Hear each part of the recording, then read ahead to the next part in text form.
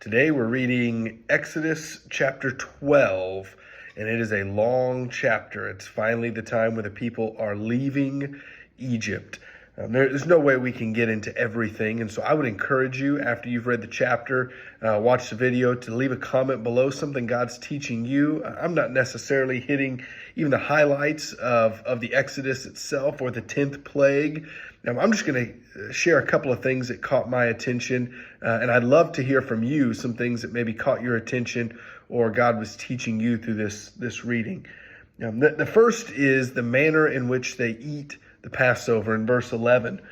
In this manner you shall eat of it with your belt fastened, your sandals on your feet, and your staff in your hand. You shall eat it in haste.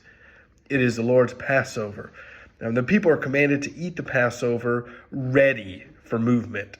They've got their belt on, their sandals on, their staff in hand. They're supposed to eat it quickly and get it out of the way. The meal's done. And it's a reminder to me that the Passover is not just being obedient to sacrifice, but also obedient to continue after the sacrifice. God's getting ready to save them and move them, and they need to be ready for that.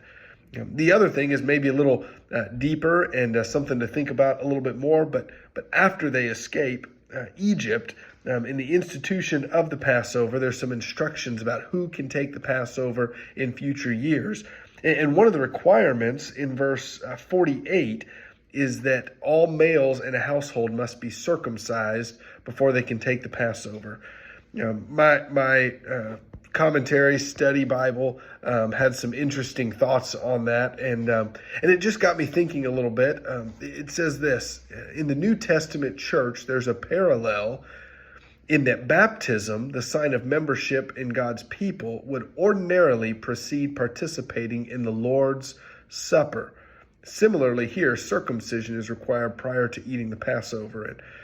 And as I was sitting there, our church believes that baptism is a requirement before coming to the Lord's table. It's in our church constitution. I share it before we take the Lord's Supper often. And if you wonder why that is, it's because there's this set apartness to being a part of God's people.